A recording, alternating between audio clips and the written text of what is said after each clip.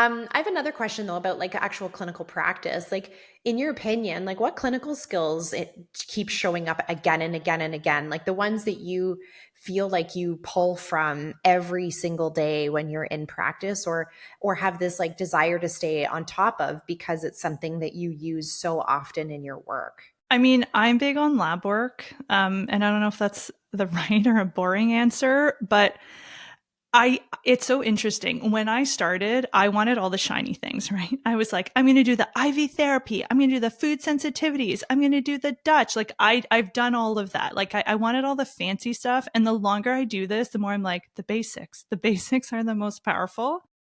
To me, the things I use every day are my clinical question asking, my listening skills and not interrupting. And I know they've done studies on this. I think we like interrupt our patients at like every 7 seconds or something insane. So like learning to just listen because they will give you the answer. That's the other thing. Your patients will give you the answer. If you ask the right questions and you stop talking long enough to hear them, they will usually guide you exactly where you need to go, even if it's not where you necessarily want to go or where you think you should go, they will guide you.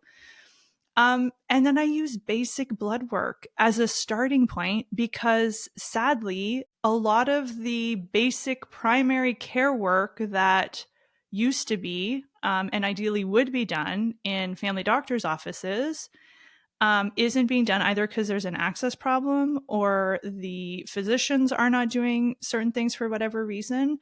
So those are the two most basic, like my practice is very simple. It's talking and then blood work are my two main assessment. I'll do some like physical exam depending on what the concern is, but it's a very like low fancy things, I would say. Minimal fancy thing practice. And I get amazing results.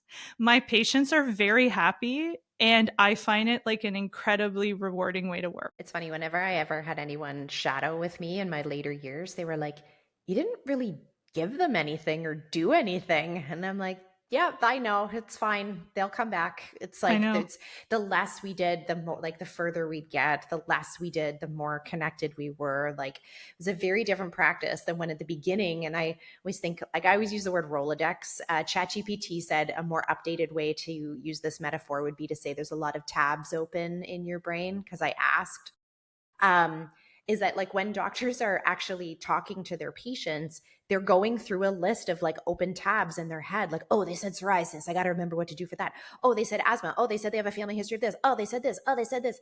And like, we're not listening. And Mm-hmm. then we interrupt with our questions. And you're so busy trying to figure out what to do that you don't just be in the appointment. And the appointment is part of their treatment.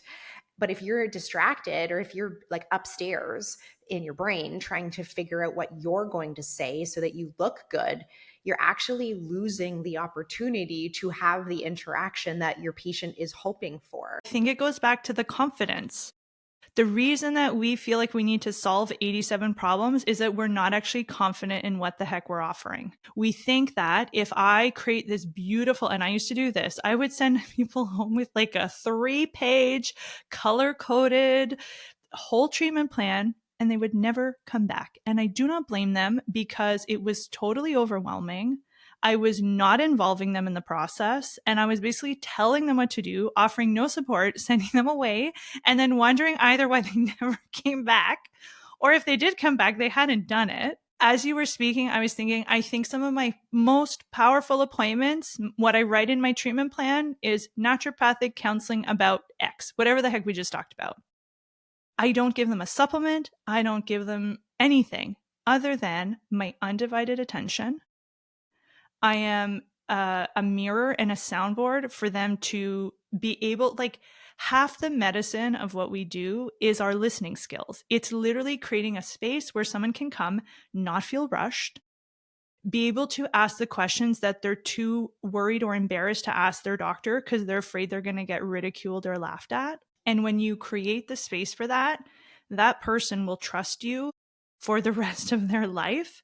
And they may not come to you every day for the rest of their life, but they'll come. They might go away. And then when something else comes, you better believe they're going to go back to who they trust. And hopefully that is you.